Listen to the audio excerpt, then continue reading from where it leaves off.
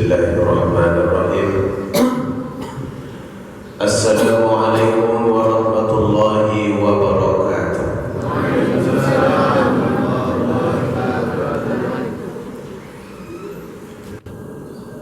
Alhamdulillahi wahda, sadaqa wa'da, wa nasara abda, wa a'azza jundahu, wa hazama al-ahzaba wahda.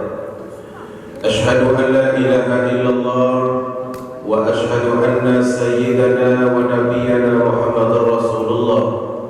Allahumma salli ala hadha an-nabiyil karim wa radallahumma an ashabihi wa qarabatihi wa azwajihi wa dhurriyyatihi ajma'in.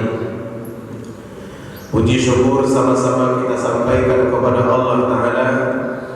Pagi ini kembali Allah izinkan kita hadir menunaikan salat subuh berjamaah. Mudah-mudahan setiap langkah kita menggugurkan satu dosa dari kita, menambah satu pahala dan menaikkan satu derajat. Rasulullah SAW pernah mengatakan berita gembira, basyiril masjidin fil dhulam. Berikanlah berita gembira kepada orang-orang yang berjalan di malam gelap, bi anna lahu nurut tam yaumal qiyamah, bahwa mereka akan mendapatkan cahaya terang, cahaya yang sempurna nanti di hari kiamat. Ada momen di hari kiamat itu hadirin, di mana manusia akan kegelapan, terutama ketika menyeberangi sirat. Kita menyebutnya dengan istilah siratal mustaqim. Kalau maksudnya itu jalan yang lurus. Apakah memang jembatan yang terbentang antara dua sisi neraka itu lurus? Tergantung kita yang membuat proyeknya dalam hidup ini.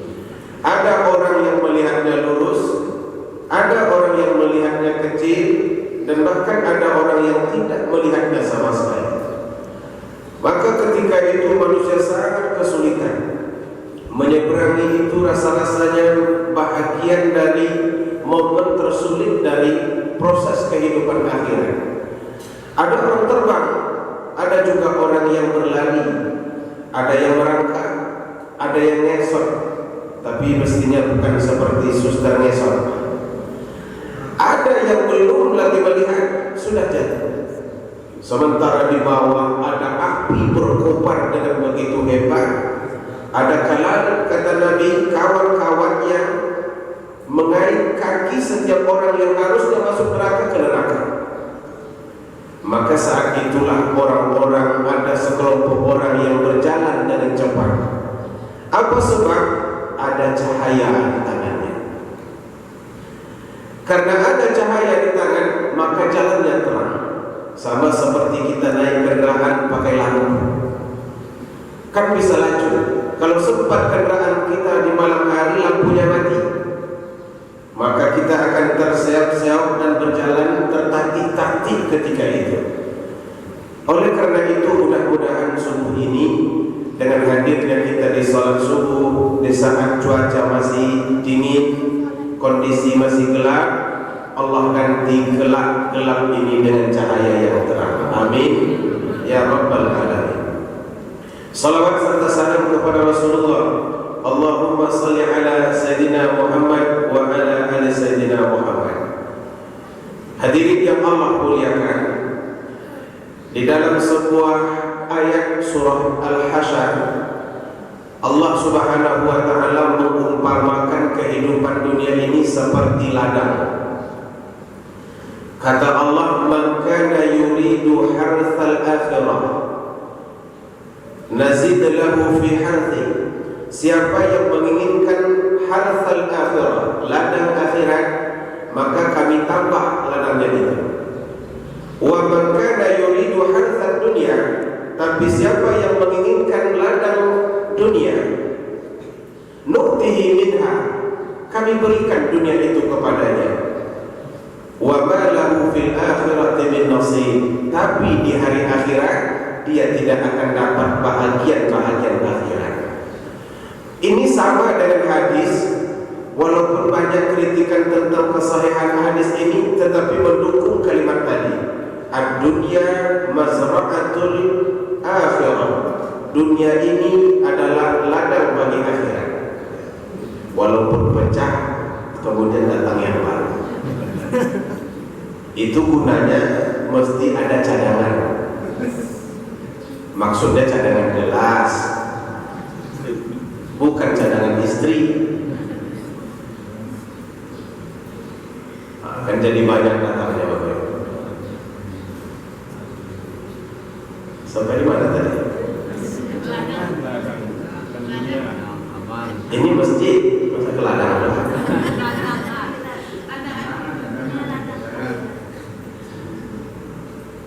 Siapa yang mencari ladang akhir dunia, nuktihi minha, kami berikan dunia itu kepadanya. Wa ma lahu fil akhirati min nasib, tapi nanti di hari akhirat dia tidak akan dapat bahagia. Sama seperti ungkapan Nabi, ad-dunya mazra'atul akhirah. Dunia ini adalah ladang bagi akhirat. Kenapa Allah dan Rasul membuat perumpamaan dunia ini seperti ladang? Tujuannya agar kita mudah memahami hakikat dari hidup di dunia ini. Bahwa dunia ini tak ubahnya seperti ladang. Ada masa menanam, ada pula masa menuai. Ada masa investasi, ada masa memetik hasil. Dunia ini juga begitu. Di dunia kita beramal, di akhirat kita akan menuai hasil amalan yang kita lakukan ketika hidup di dunia. Maka karena itu ibu bapak, apapun yang kita kerjakan sekarang, balasannya belum sekarang. Kata orang kan hadir dalam majelis ilmu ini, pahalanya besar, banyak. Tapi belum pernah kita lagi terseok-seok pulang ke rumah dengan keranjang besar, isinya pahala. Ada. Apa itu ibu? Pahala. Pahala apa? Pahala ini nggak pernah. Kita lakukan salat, katanya pahala, belum dibalas. Berwirid kita sekarang, kata Nabi sallallahu alaihi wasallam, ketika majtama'a qaumun fi baitin min buyutillah, apabila satu kaum duduk di rumah-rumah Allah, yatluna kitab Allah wa yatadarasunahu bainahum, mereka belajar Al-Quran dan kemudian mempelajarinya bersama, maka diturunkan kepadanya rahmat, diberikan kepadanya ghasyiyahur rahmah, nazalat alaihimus sakinah, turun kepada mereka sakinah. Sakinah ini dalam bahasa kita yang tenang. Karena itu cenderung di dalam wirid itu jemaahnya tenang. Apalagi kalau wirid subuh-subuh, ini memang kebanyakan tenang. Hingga ditanya pulang atau tidak pun tak menjawab lagi, saking tenangnya. Nunduk, gak jawab-jawab. Pulang lagi, rupanya dia sudah tenang. Hafat alaihimul malaikah, kemudian Allah malaikat menghormatinya, ditutupnya sayapnya. Wa dzakarallahu fi man indah, Allah sebut-sebut dia di depan para malaikatnya. Ini adalah pahalanya, tapi tak pernah kita rasakan balasannya sekarang. Belum ada lagi. Kapan balasannya itu? Nanti di musim membalas.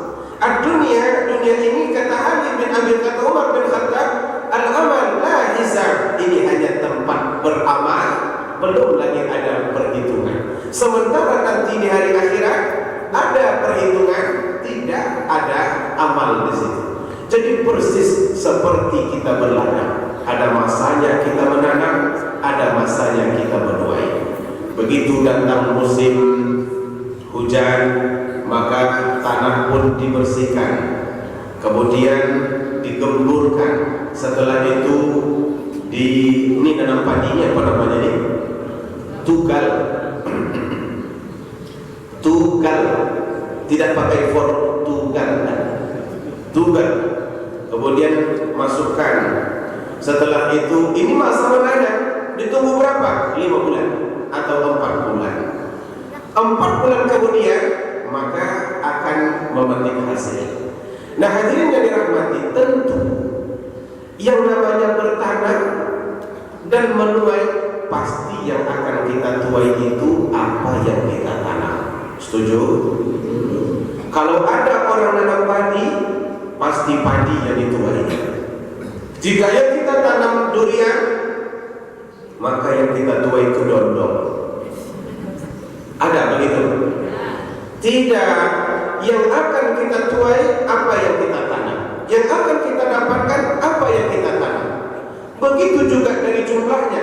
Kalau banyak kita tanam, pasti banyak kita tuai. Logikanya begitu. Biasanya seperti itu.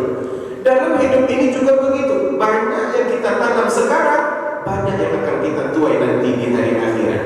Karena itu petani yang hanya menanam sepetak sawah tidak akan pernah lebih banyak padinya berbanding petani yang menanam 30 hektar. Petani yang menanam 30 hektar hasilnya banyak karena memang tanamannya banyak. Petani yang menanam sepetak sawah, maka dia menghasilkan 1 goni, 2 goni. Semakin banyak yang kita tanam, maka semakin banyak yang akan kita tuai kelak di hari akhirat. Hadirin yang dirahmati, sejak kapan kita mulai menuai itu? Kalau di dalam amal, begitu kita berada di ambang kematian, maka masa menuai amal sudah mulai didatangkan Allah Ta'ala. Belum kita mati benar, baru di ambang kematian didatangkan oleh Allah hal-hal baik sebelum mati. Diperlihatkan kepada orang-orang yang baik itu tempat yang akan dimasukinya setelah mati. Kalau sekiranya dia masuk surga, maka dia diberkabarkan oleh Allah akan masuk surga. Didatangkan kepada para malaikat yang baik. Ini kalau sekiranya baik, maka penuaiannya sudah mulai ketika kita berada di ambang kematian itu. Semuanya itu sudah nampak kebaikannya. Bahkan kata Nabi, cabutan malaikat terhadap nyawa orang baik itu beda dengan orang jahat. Orang baik dicabut nyawanya sambil bicara malaikat, wahai roh yang baik, fi jasadin thayyib, dalam jasad yang baik, irji'i, keluarlah, diucapkan malaikat. Ada kalimatnya dalam Al-Quran, irji'i ila rabbiki radiyatan mardiyah fadkhuli fi ibadi wadkhuli jannati. Itu dilakukan malaikat terus-menerus sampai selesai. Tapi kalau orangnya orang jahat, mungkin ya nggak tahu juga seperti apa ya. Namanya juga orang jahat. Malaikat yang mencabutnya keras, wajahnya sangar, baunya nggak enak, dan cara dia mencabut nyawa itu juga kasar. Beda dengan orang-orang baik ini, diberikan oleh Allah kebaikan-kebaikan di ambang kematiannya. Maka saat itu kata Nabi, kalau sekiranya orang mati itu ditanya, engkau mau balik ke rumahmu atau terus ke kuburanmu? Dia akan minta teruskan ke kuburan. Karena kalau balik ke rumah, ya yang ditengok rumah dulu juga, isinya bini dulu juga, nggak ada bini baru, sudah dipakai 32 tahun dan peot-peot. Mau balik ke rumah? Lah, teruskan. Karena itu di dalam konsep hukum fikih, apabila ada orang mati, lebih baik disegerakan jenazahnya antar ke kuburan. Jangan ditahan-tahan terlalu lama. Karena kalau kita tahan terlalu lama, semua orang yang senang. Bagi orang-orang yang tidak berbuat baik dalam hidupnya, saat itu pula lah penyesalan begitu berat. Kenapa dulu tidak beramal ya Allah? Itu penyesalannya sangat berat. Maka kalau kita baca Al-Quran, Allah banyak di situ penjelasan tentang penyesalan orang mati. Sama persis seperti penyesalan orang yang tidak menanam. Sementara orang lain menuai, dia cuma duduk. Orang semuanya pergi menuai, dia cuma melihat. Orang memetik hasilnya durian, dia tidak bisa makan durian. Menyesalkan? Menyesal. Itulah penyesalan hebat. Dan lebih hebat lagi penyesalan ketika tidak beramal sementara kesempatan beramal itu sudah habis. Maka penyesalan sangat berat. Dalam Al-Quran disebutkan oleh Allah Subhanahu wa ta'ala, ada penyesalan orang yang mati itu terhadap masa yang tidak digunakan untuk beramal soleh. Terdapat dalam surah Sajadah. Kita selalu baca setiap sholat Jumat, setiap pagi Jumat. Walau tara idil mujrimuna nakisu ru'usihim inda rabbihim rabbana absarna wa sami'na farja'na na'mal salih. Ini ungkapan orang yang sudah mati. Dia ingin beramal lagi. Kalau engkau lihat orang-orang berdosa itu Muhammad, kata Allah Ta'ala, mereka menundukkan wajah, tak mampu mereka angkat, malu. Apa sebab? Umur banyak diberikan Allah, tapi dia tidak melakukan apa-apa. Berapa ukuran umur banyak itu? 60. Maka kalau kita sudah berusia 60, harusnya tidak lagi menjauh dari tempat-tempat baik. Harusnya kitalah yang menjadi isi masjid-masjid yang ada di sekitar kita. Karena usia 60 itu sudah banyak dalam ukuran umat Nabi Muhammad. Bukankah kata Nabi, umur umatku itu antara 60 dan 70 tahun saja. Wa aqalluhum ma yajuzu zalik. Ada yang lebih dari itu tapi jumlahnya sedikit. Sekarang kalau kita membuktinya, lihatlah Al-Quran. Ada cetakan-cetakan Yasin itu. Di situ akan lengkap data tanggal lahir dan kapan meninggal dunia serta umur dia meninggal dunia. Coba tengok kalau tidak percaya. Bapak mau masuk satu? Belum lagi. Masih lama.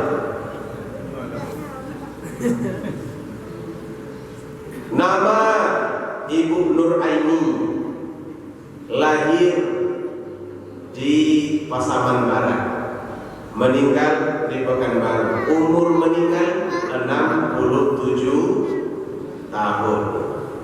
Nama, ada pula satu surah Yasin, Bapak Syarifuddin, lahir di Numan, meninggal Pekanbaru. Umur 70 tahun. Nama siapa mau? Ibu-ibu ada yang mau? Rata-rata kalau kita lihat bisa jadi bukti antara 60 ke 70. Ada yang lebih kata Nabi, wa aqal, tetapi jumlahnya sangat sedikit.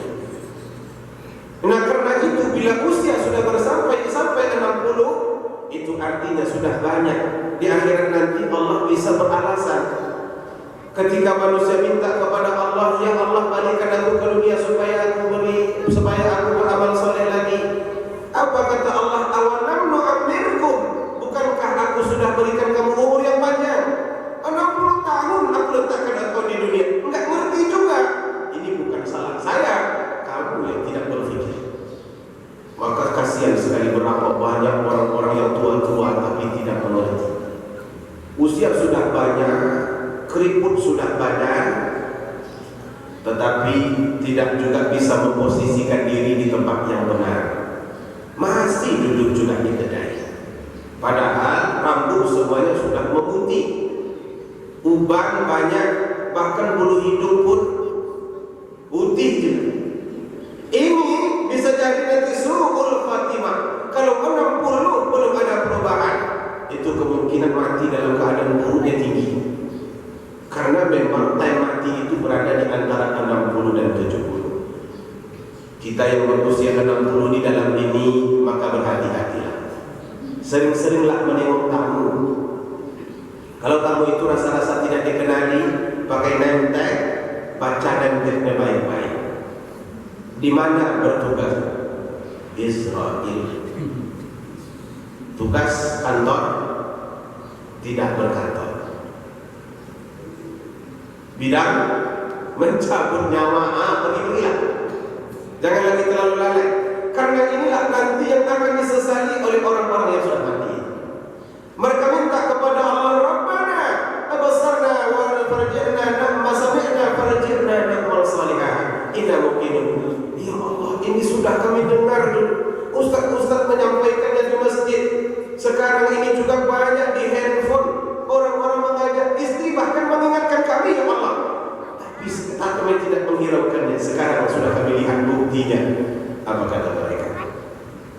Farji'na na'mal salihah. Balikkan kami ke dunia.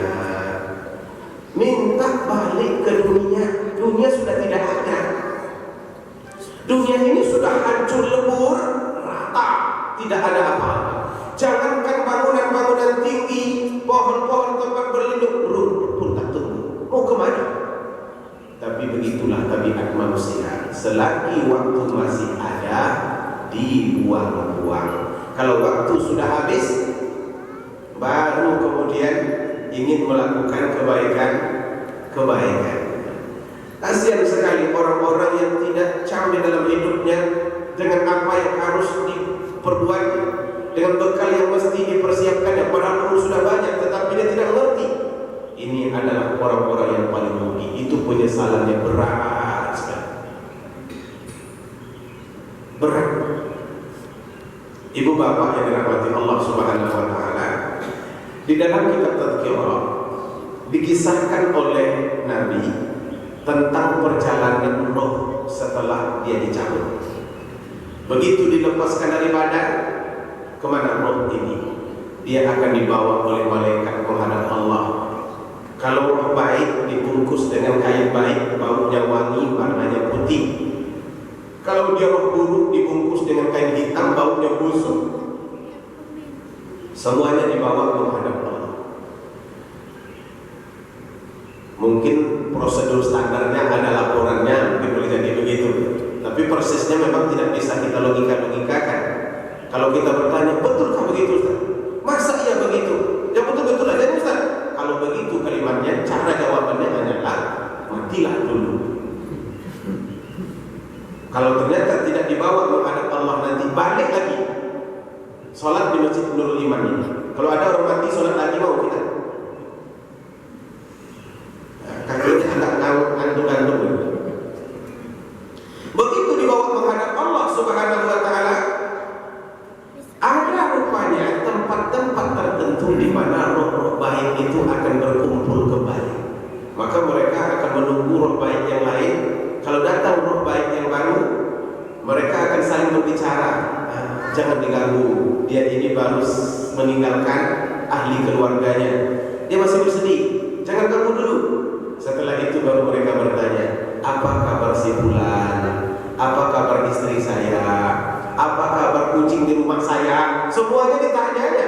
Diskusi dari itu akan sangat halus. Dan ketika ditanya orang-orang yang tak baik, nanti apa kabar si fulan? Sudah lama dia meninggal dunia, gak ada di sini. Tidak, berarti dia ke kamar sebelah. Karena antara orang baik dan orang buruk hanya berbeda tempat. Yang baik masuk kelompok baik, yang buruk masuk kelompok yang buruk. Itu ibu bapak sama seperti orang bebas dan orang masuk penjara. Orang bebas begitu enak dilihat, yang masuk penjara, disitulah penyesalan teramat. Oleh karena itu, bersyukur kita pagi ini kita bisa menggunakan waktu hidup kita untuk beramal saleh. Tak pun ingat dengan apa yang saya sampaikan ini nanti, setidaknya Bapak Ibu sudah menghabiskan waktu di tempat yang baik, di acara yang baik, dengan orang-orang baik, dengan majelis yang baik. Inilah setidaknya yang bisa kita dapatkan. Kan biasanya kalau ditanya setelah pengajian itu, apa tadi pengajiannya di masjid itu, kok semangat sekali? Pokoknya hebat lah. Coba sebutkan poinnya. Pokoknya hebat. Apa inti pembahasannya? Pokoknya hebat. Nggak tahu kita apa yang tidak ingat kita apa yang disampaikan. Itu wajar. Karena menuntut ilmu di waktu dewasa ini, kata pepatah, laksana mengukir di atas air. Belajar di waktu kecil seperti mengukir di atas batu. Belajar sesudah dewasa, laksana mengukir di atas air. Pernah kita melihat orang mengukir di atas air? Begitu diukir, hilang. Ukir, Makanya kalau sudah tua-tua kita mendengar nggak selengket, karena memang daya rekam kita itu semakin lama semakin berkurang. Ini sudah banyak benda-benda kusut di dalam. Bapak Ibu ingat kaset-kaset dulu tuh, kalau sudah banyak itu direkam lagi, nggak baru jelas, dan bahkan nggak keluar suaranya. Di sini sudah banyak problem rumah tangga ada di sini, problem kehidupan ada di sini, hutang banyak menumpuk ada di sini, kesehatan yang selalu terganggu, macam-macam. Maka tak mau lagi dibawa berwirid, kecuali hanya sekadar mengingat. Begitu sudah selesai wirid, belum turun ustaznya lagi, semua yang sampaikan ustaz itu sudah lupa. Itu maknanya belajar sesudah dewasa seperti mengukir di atas air. Tapi pertanyaannya, mana lebih baik orang mengukir di atas air daripada orang yang tak mengukir sama sekali? Lebih baik orang mengukir di atas air walaupun tidak ada kesannya pada dirinya, tapi setidaknya dia sudah berusaha. Apa dan bagaimana cara mengukir dia sudah tahu, hanya kesannya tidak ada. Begitu juga dengan menuntut ilmu di waktu-waktu tua, apalagi di saat setelah subuh ini. Tuhan, beratnya bukan pada bahu tetapi pada mata. Mata itu tak mau dibuka. Ini sudah tegang ini untuk membuka mata. Kalau ada dongkrak mata, mau kita mendongkraknya rasanya. Kalau diikuti saja, dia kelamaan akan makin menunduk. Malu pula ustaznya nengok kita terus. Berat. Karena itu berat sekarang akan ringan kita nanti di sana. Tidak sama apa yang kita lakukan ini dengan apa yang tidak orang lakukan. Allah akan memberikan kelebihan-kelebihan. Penyesalan beramal saleh yang tidak dilakukan dulu ketika hidup itu akan muncul sangat berat bagi orang-orang yang sudah wafat. Maka sebelum kita meninggal dunia, lakukan yang baik-baik agar nanti tidak menyesal. Nah, yang kedua, penyesalannya adalah tidak ingin bersedekah. Kenapa tidak bersedekah dulu padahal bisa? Menyesal mengapa dulu tidak bersedekah padahal bisa. Manusia ini, ibu bapak, ada bakat cinta kepada harta itu semuanya ada. Zuyyina linnas hubbus syahawat minan nisa' wal banina wal qanatir al muqantarati min adh-dhahab wal fiddah wal khayl al musawwamati wal an'am wal harth. Kata Allah Ta'ala, ada bakat pada manusia untuk cinta kepada harta. Hanya bedanya ada orang cintanya itu berlebih-lebih, ada pula orang cintanya itu bisa dikontrolnya. Orang yang cinta berlebih-lebih ini itu jadi orang pelit dan super pelit. Tahu Bapak Ibu beda pelit dan super pelit? Apa bedanya? Yang dapat boleh pulang. Beda pelit dan super pelit.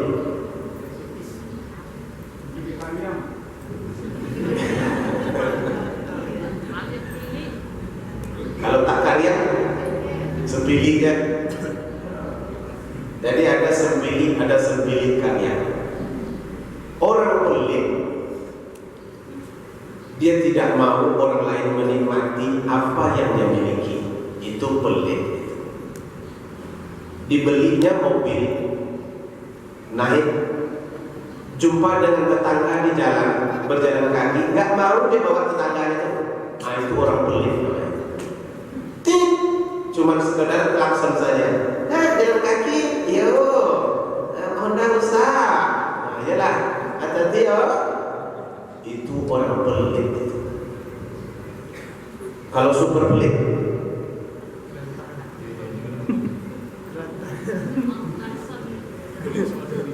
dibelinya mobil, ditaruhnya di garasi, dibungkus lagi pakai apa namanya itu? Baju mobil. Dia pulang kampung numpang kepada tetangga. Itu super pelit. Jangankan bawa orang, bawa dirinya sendiri saja dia tak mau. Itu super pelit. Makanya para kalian tadi itu Pak, kata Pak Haji ini tak basah lagi. Ini nanti akan disesali oleh orang-orang yang pelit itu. Di dunia mungkin mereka berpikir kalau saya pelit, setidaknya uang ini bisa saya bertahan untuk saya. Tapi kata Allah, la yahsabanna alladhina yabkhaluna bima atahumullahu min fadli huwa khairul lahum bal huwa syarrul lahum sayutawaquna ma bakhilu bihi yawmal qiyamah. Hei orang-orang yang pelit, kata Allah, jangan kalian pikir pelit itu baik untuk kalian. Buruk nanti di hari akhirat akan aku kalungkan di leher kalian apa yang kalian tahan-tahan dulu ketika hidup di dunia. Kalau yang dikalungkan itu emas, oke lah, cantik kita dibuatnya. Tapi kalau menyala pula api di situ, itu akan menjadi penyesalan. Kenapa dulu tidak diberi?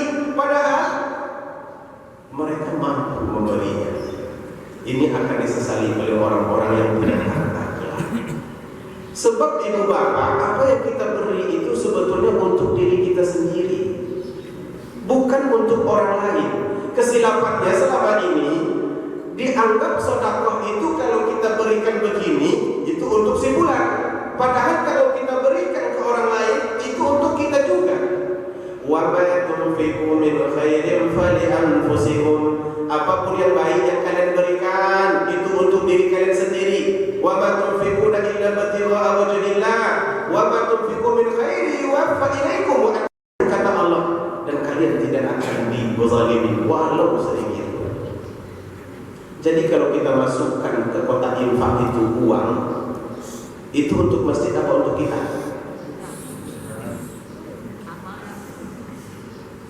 Ragu-ragu menjawab. Kalau kita masukkan ke kotak infak itu uang, untuk kita apa untuk masjid? Tak boleh berbeda pendapat. Amalnya untuk kita, uangnya untung ada yang lengkap jawabannya. Boleh ibu pulang. Uangnya untuk masjid, amalnya untuk kita. Tapi kalau begini caranya, uangnya untuk kita dan amalnya juga untuk kita. Banyak yang berpikir bahwa kalau kita berikan itu untuk orang, karena itu orang selalu berpikir memberikannya berat. Tapi kalau berpikir ini untuk kita sendiri, maka tidak akan berat. Coba kalau tengok orang-orang duduk di restoran itu memesan makanan, Pak, tengok semua. Menengok menu itu bukan main lama. Maru kami ujol, takoyaki, terkoyak-koyakan, entah apa saja namanya nggak tahu. Harganya di situ tertera. Kopi milk, latte cafe, cappuccino, entah bila pula cino betul-betul kafe nak tahu gitu. Banyak di sini. Semuanya dipesan. Cappuccino satu, ayam gorengnya satu, capcaynya satu. Ada dia berat menulisnya. Entah. Apa sebab? Untuk dia. Tapi coba dia berpikir untuk orang lain, pasti berat. Nah, karena kesalahan inilah yang membuat manusia itu selalu pelit. Makanya ketika ada orang lain meminta, dikeluarkan dompet. Udah gak bisa dompet itu dikeluarkan saking tebalnya. ATM 12 di dalamnya, yang berisi satu. Setidaknya begitu dibukakan agak gagah sedikit kelihatan banyak ATM bapak. Rupanya kartu parkir satu, kartu tol satu, ATM satu pula, dan tidak lupa game online ada pula kartunya satu di situ. Begitu orang meminta, padahal di situ duitnya banyak, seleksinya bukan main ketat. Merah lewat, biru lewat, hijau lewat, ungu lewat, krim baru agak lama di situ berhentinya tangan. Masalahnya ada yang abu-abu di sebelahnya.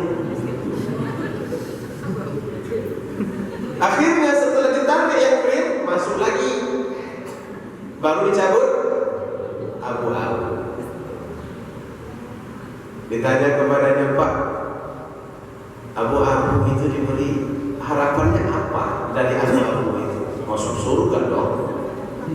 Memangnya bisa masuk surga dengan abu-abu? Jangankan surga ibu bapak, masuk alam mayang saja 15.000. Mau masuk surga dengan 2.000? Memangnya surga itu apa?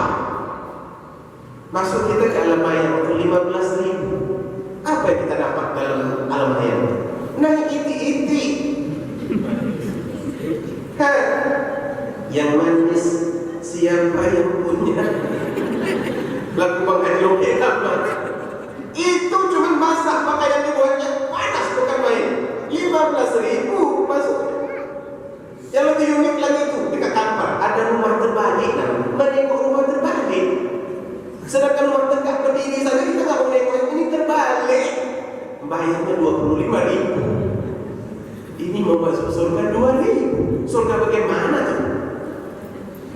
Bagian ujung, bagian bawah, atau bagian puncaknya sama sekali tidak rata?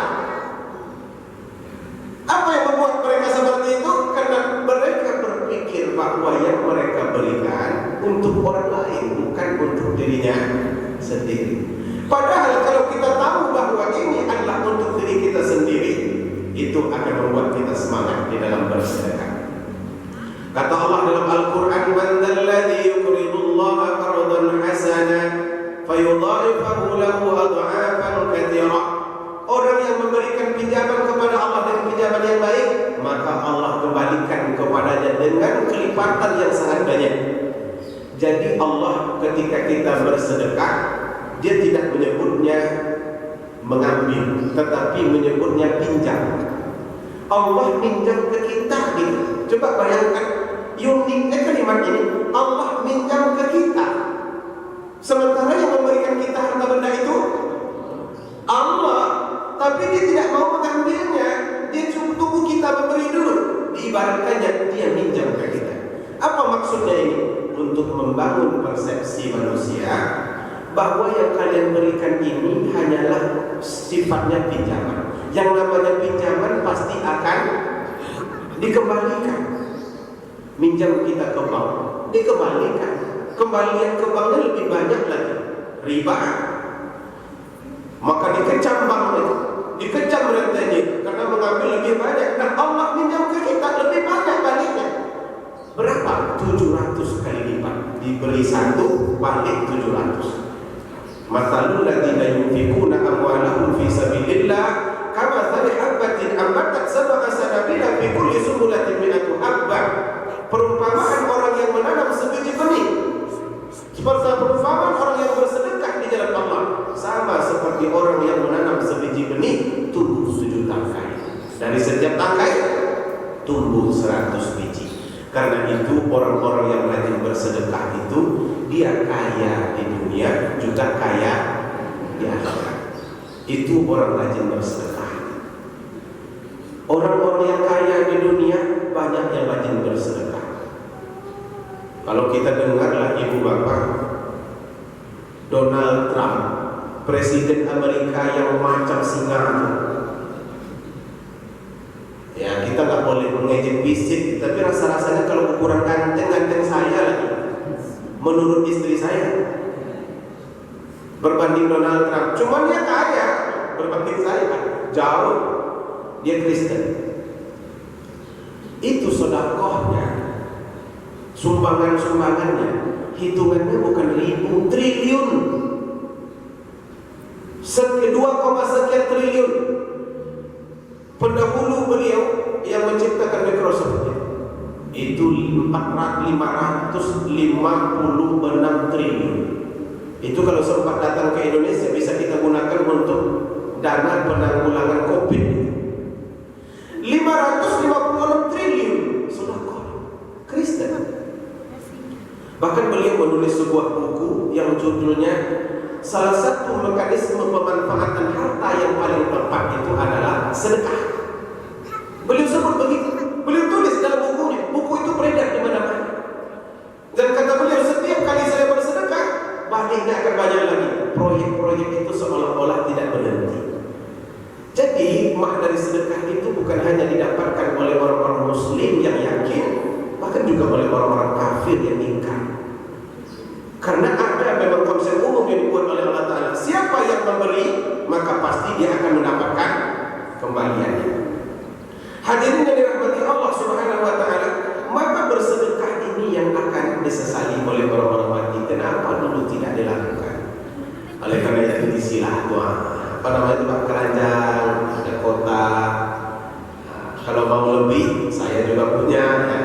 Saya sekarang ini buat sekolah, namanya madrasah. Untuk sementara ini masih madrasah, tapi pembicaraannya sepertinya belum tertutup kemungkinan dia jadi pondok. Hanya lahannya agak sempit. Namanya Madrasah Tahfidz Al-Quran Zaid bin Thabit, Yayasan Pendidikan Tunas Islam. Sekarang ini dalam proses. Bapak Ibu yang mau berinfak, berwakaf, silakan. Itu sangat membantu. Apa bisa kami bantu Ustaz? Terserah, boleh. Semua yang berkaitan dengan bangunan boleh. Semen boleh, pasir boleh, batu boleh, apa lagi? Paku boleh, batu bata boleh. Ada 100 biji batu bata mau diantar ke sana, silakan diantar. Tapi repot pula mengajar sebiji batu batanya. Ada sebiji batu bata, artinya apapun silakan. Itu tidak ditentukan, dan juga tidak ditentukan harganya. Walaupun di dalam brosurnya ada level-level, ada paket namanya paket Al-Firdaus, 100.000 sebulan selama 4 bulan. Setelah itu bangunan ini selesai, karena kita bangun dulu rumah tahfiz. Paket yang keduanya 50.000 sebulan. Sebulan 50.000, berapa ribu sehari? 1.500. 1.500 itu lagi bakwan. Untuk bakwan satu. Berhenti makan bakwan satu pagi itu sudah bisa bersedekah. Kalau tidak juga, maka kita turunkan ke paket ikhlas namanya. Paket ikhlas ini tidak ditentukan, turunnya tidak ditentukan, naiknya juga tidak ditentukan. Jadi awal-awalnya saya membuat paket ikhlas itu berpikir, ini bagi orang yang tidak sanggup 50.000 sebulan, dia bisa mengambil 20.000, 10.000 sebulan. Ternyata jemaah memahaminya lain. Kalau paket ikhlas ini bisa banyak. Maka mereka kirim 2 juta semalam, 2 juta, 1 juta. Paket ikhlas Ustaz, bagus juga, rupanya paket ikhlas itu. Salah prediksi saya. Saya pikir paket ikhlas itu paket yang sederhana, rupanya ikhlas itu yang lebih banyak. Mereka malah banyak yang ikhlasnya berbanding yang paket-paketnya. Jadi itu adalah sosialisasi dari Bapak Ibu, dan insya Allah di situ akan dididik anak-anak untuk tahfiz Al-Quran.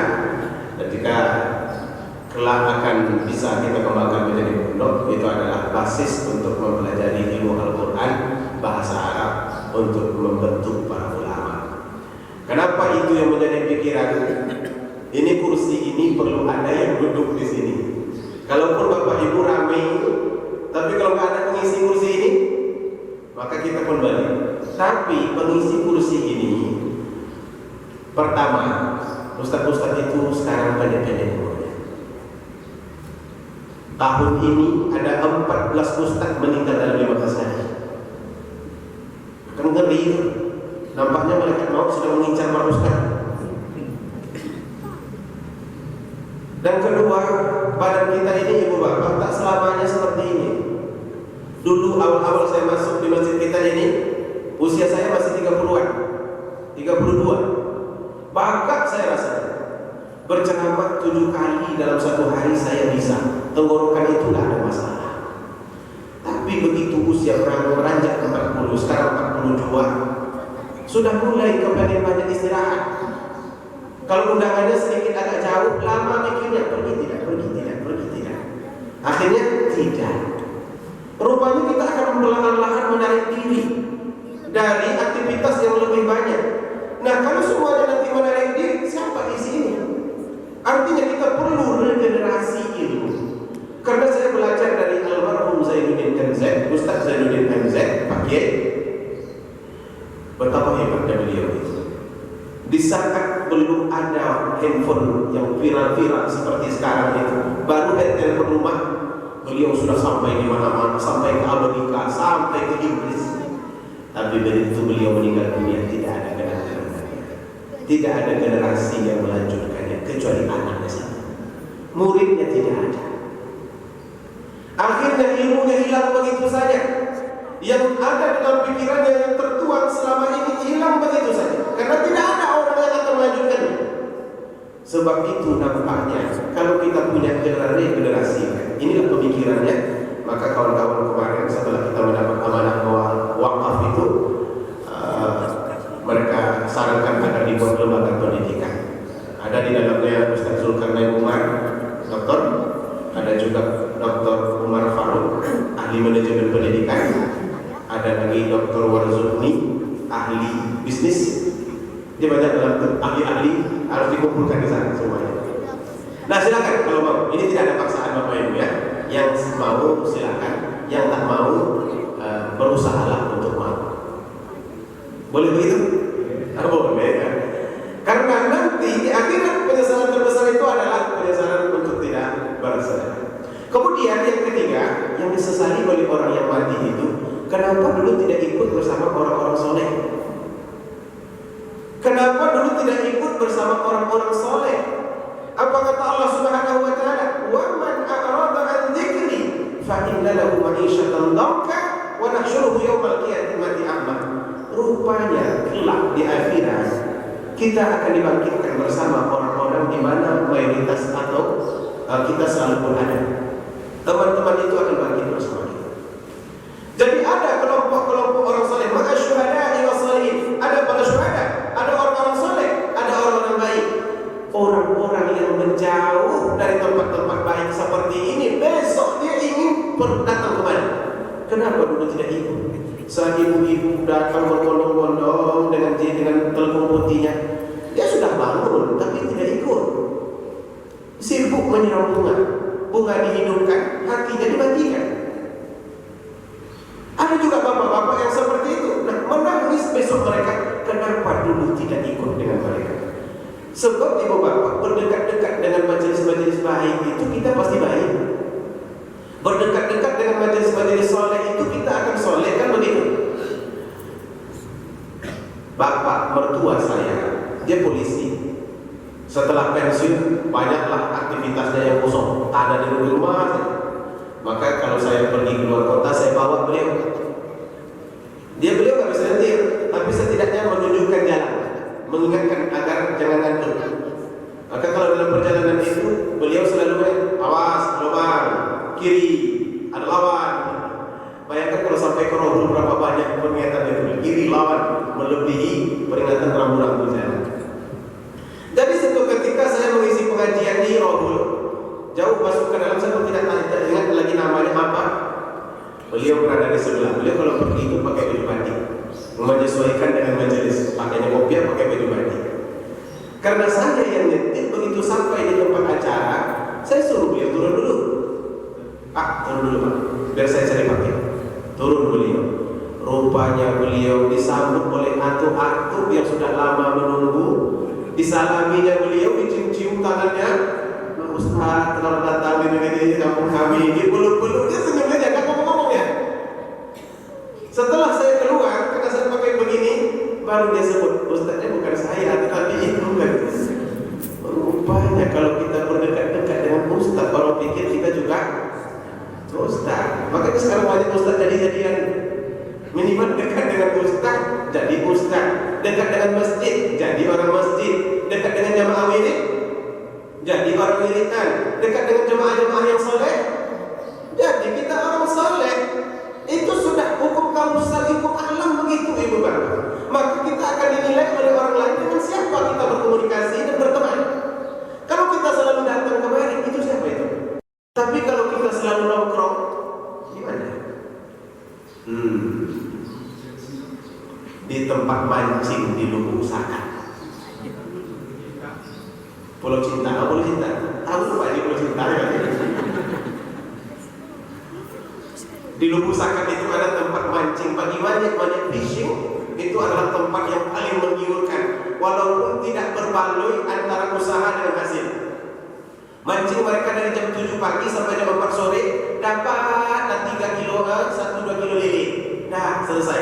Padahal kalau dibeli di pasar cuma 30.000, biaya ke sananya, makan siangnya habis 80.000, tekor. Tapi karena senang, mereka tetap memancing. Kalau kita selalu berada di grup maka orang sebut kita adalah para pemancing. Kira-kira kalau berada di grup main domino, maka kita akan dikatakan grup domino atau ahli domino. Nanti di akhirat juga akan seperti itu. Itu ahli domino. Ada ahli